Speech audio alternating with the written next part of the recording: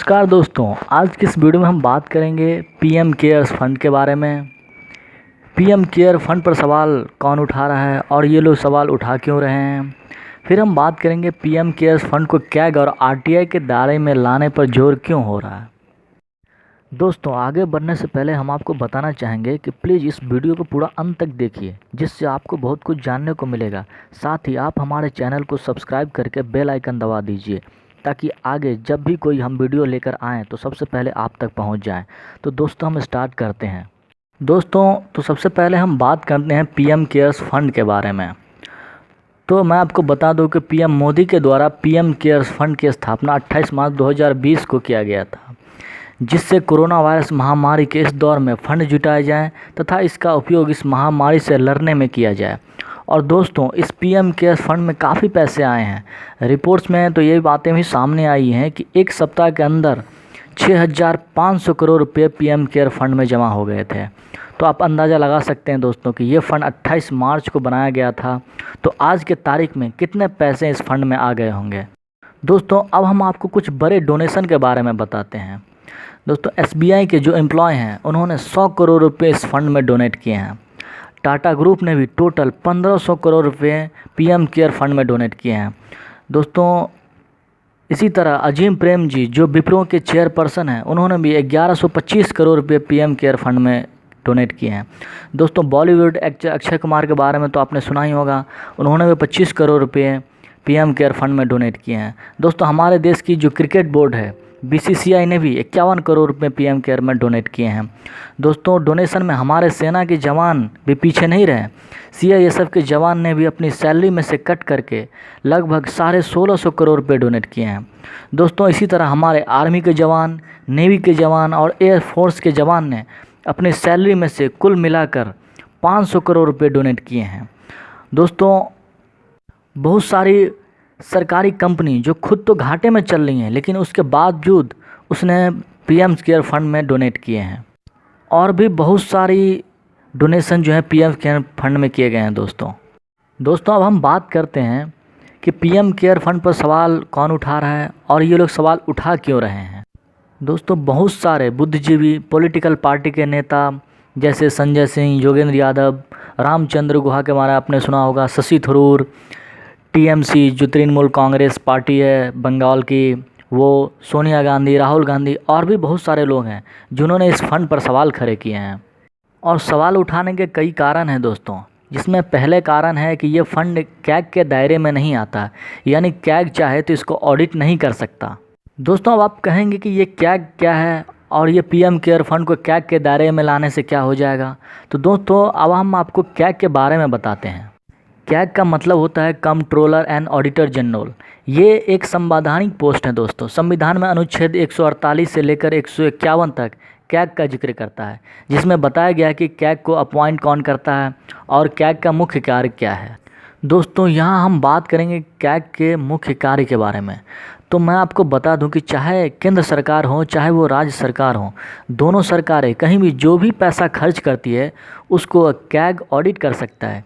यानी कि जो भी पैसा खर्च किया जा रहा है वो सही जगह खर्च किया जा रहा है कि नहीं, सही ढंग से वो पैसे खर्च किए जा रहे हैं कि नहीं, कहीं उसमें घोटाला तो नहीं हो रहा है, कहीं उसमें बड़ी गड़बड़ियाँ तो सामने नहीं आ रही हैं। इन सभी चीज़ों को कंट्रोलर और ऑडिटर जनरल जो हैं वो ऑडिट कर सकते हैं, चेक कर सकते हैं।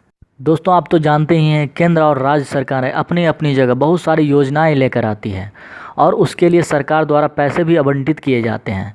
अगर कैग नहीं होता तो सरकार कहीं भी पैसे खर्च कर डालती, घोटाले कर डालती, किसी को पता नहीं चलता। लेकिन दोस्तों, कैग के कारण ही सरकारें जो है बड़े घोटाला नहीं कर पाती हैं। दोस्तों, कैग के द्वारा ही कांग्रेस के बड़े बड़े घोटाले जनता के सामने आए थे, जैसे कि कांग्रेस का 2G स्पेक्ट्रम घोटाला, कांग्रेस का कोयला घोटाला, बोफोर्स घोटाला, यहाँ तक कि राष्ट्रमंडल खेल घोटाला। इन सभी चीज़ों में उस समय कांग्रेस सरकार द्वारा पैसे आवंटित किए गए थे और पैसे के खर्च को कैग के द्वारा ऑडिट किया गया, फिर ये घोटाले बनकर जनता के सामने आए। तो आप दोस्तों जान सकते हैं, समझ सकते हैं कि ये कैग जो है कितना इम्पोर्टेंट पद है, इम्पोर्टेंट पोस्ट है। बाबा साहब भीमराव अंबेडकर ने इसे संविधान का सबसे इम्पोर्टेंट पोस्ट बताया था। ये सारे चीज़ आप अपने स्क्रीन पर देख सकते हैं दोस्तों मोदी सरकार के भी उज्ज्वला योजना की जब कैग के द्वारा ऑडिट की गई तो इसमें भी बहुत सारी गड़बड़ियाँ सामने आई। दोस्तों दूसरा कारण जिसके चलते लोग पीएम केयर फंड पर सवाल उठा रहे हैं वो ये है कि ये पीएम केयर फंड आरटीआई के यानी राइट टू इन्फॉर्मेशन के दायरे में नहीं आता। इसका मतलब ये हुआ कि अगर कोई जानना चाहे कि इस पीएम केयर फंड के पैसे कहाँ कहाँ खर्च किए गए हैं तो वो नहीं जान सकता। दोस्तों अब आप बोलेंगे कि ये आरटीआई क्या होता है, आरटीआई के दायरे में फ़ंड नहीं आएगा तो इससे क्या हो जाएगा। तो दोस्तों इसके लिए हम आपको आरटीआई के बारे में बताते हैं। तो दोस्तों आरटीआई का मतलब होता है राइट टू इन्फॉर्मेशन। दोस्तों राइट टू इन्फॉर्मेशन एक्ट 2005 में उस समय के कांग्रेस सरकार द्वारा पास की गई थी। दोस्तों यह एक मौलिक अधिकार है जो संविधान के आर्टिकल नंबर 19 में रखा गया है। दोस्तों यह आर्टिकल भारत के एक आम नागरिक को वो शक्ति प्रदान करता है जिससे इस एक्ट के तहत भारत का एक आम नागरिक सरकार के किसी भी विभाग से अगर कोई भी जानकारी चाहता है तो बस उसे एक आरटीआई फाइल करना होता है, यानी वो एक सूचना का अधिकार फाइल करता है, उसे वो जानकारी 30 दिन के अंदर में मिल जाती है। दोस्तों ये भी ज़रूरी है कि अगर कोई सूचना का अधिकार फाइल करता है तो सरकार को उसकी जानकारी 30 दिन के भीतर देनी पड़ती है। दोस्तों इसी राइट टू इन्फॉर्मेशन के तहत कांग्रेस सरकार के बहुत बड़े बड़े घोटाले सामने आए थे, जैसे कि 2G स्पेक्ट्रम घोटाला, कोयला घोटाला। दोस्तों 2012 में जो राष्ट्रमंडल खेल हुआ था उसमें जो घोटाले आए थे वो भी आरटीआई के तहत सामने आया था।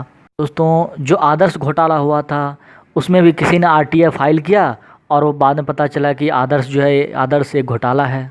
ये सभी घोटाले की रिपोर्ट आप अपने स्क्रीन पर देख सकते हैं।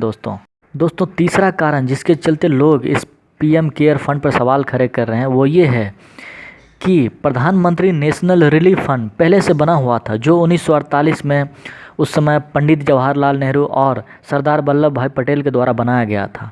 तो नया फंड बनाने की क्या ज़रूरत थी। और दोस्तों किसी ने आरटीआई फाइल किया, किसी ने सूचना का अधिकार फाइल करके ये जानने की कोशिश की जो फंड 1948 में बनाया गया था उसमें कितने पैसे हैं।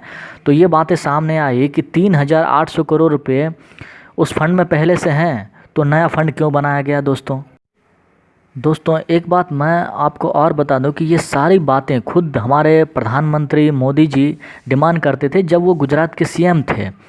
वो खुद जनता को संबोधित करते हुए बोलते रहते थे कि भारत सरकार कहीं भी जो पैसे खर्च करती है उसका ऑडिट होना चाहिए, क्योंकि वो जनता के पैसे हैं और वो ऑडिट होना चाहिए, पता चलना चाहिए कि वो पैसा कहाँ खर्च किया जा रहा है, क्यों खर्च किया जा रहा है।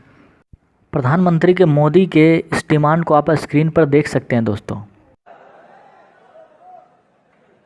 क्या भारत के नागरिक को दिल्ली सरकार के खजाने का खर्च कहां होता है वो जानने का अधिकार है।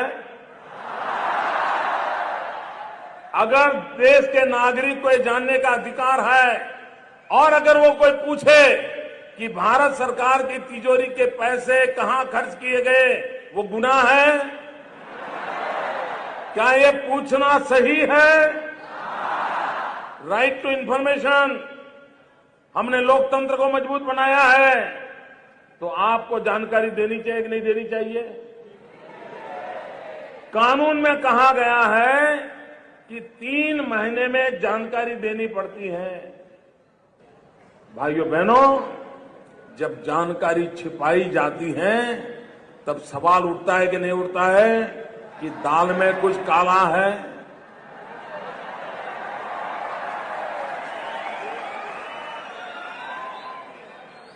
मित्रों, दाल में कुछ काला है कि पूरी दाल काली है, ये सवाल है। तो देखा दोस्तों, जब वो खुद इन चीज़ों की डिमांड करते थे तो अब जब वो केंद्र सरकार में हैं तो इस नए फंड को कैग और आरटीआई के दायरे में क्यों नहीं लाया जा रहा है। अगर वो इस फंड को कैग और आरटीआई के दायरे में लाते हैं तो जो इस फंड पर सवाल खड़े कर रहे हैं उनको भी जवाब मिल जाएगा दोस्तों, और जनता को भी भरोसा हो जाएगा कि इस फंड के पैसे सही जगह खर्च होंगे।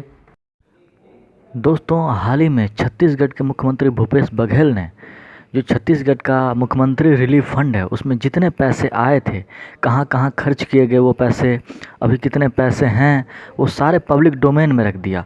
कोई भी छत्तीसगढ़ का नागरिक या और भी दूसरे स्टेट का नागरिक अगर देखना चाहे कि छत्तीसगढ़ के मुख्यमंत्री रिलीफ फंड में कितने पैसे आए हैं, वो कहाँ कहाँ खर्च किए गए हैं, अभी कितने पैसे रिलीफ फंड में बचा हुआ है, वो सारे कोई भी देख सकता है दोस्तों। और छत्तीसगढ़ के मुख्यमंत्री प्रधानमंत्री नरेंद्र मोदी से भी रिक्वेस्ट किए हैं कि वो भी इसी तरह पीएम केयर फंड में जितने पैसे आए हैं, कहाँ कहाँ खर्च किए जा रहे हैं, अभी कितने पैसे हैं, वो सारे पब्लिक डोमेन में रख दें ताकि कोई भी चाहे अगर तो देख सकें। दोस्तों, मैं आपसे भी जानना चाहता हूँ कि क्या ये जो पीएम केयर फंड बनाए गए हैं वो कैग और आरटीआई के दायरे के अंदर में आने चाहिए कि नहीं आने चाहिए? कृपया कमेंट करके ज़रूर बताइए। वीडियो को पूरा देखने के लिए बहुत बहुत धन्यवाद दोस्तों। साथ ही दोस्तों, अगर आपको हमारा वीडियो अच्छा लगा हो तो प्लीज़ लाइक कर दीजिए। अगर आपका कोई सुझाव है तो कमेंट करके ज़रूर बताइए ताकि हम आगे के वीडियो में सुधार कर सकें। साथ ही आपका जो भी व्हाट्सएप या फेसबुक ग्रुप हो तो उसमें इस वीडियो को ज़रूर शेयर करें ताकि और दोस्तों को जानने का मौका मिले। और प्लीज़ दोस्तों, चैनल को सब्सक्राइब करके बेल यानी घंटी के आइकन को दबाना ना भूलें ताकि आगे जब भी कोई वीडियो हम लेके आएँ तो उसका नोटिफिकेशन आपको मिल जाए। बहुत बहुत धन्यवाद दोस्तों।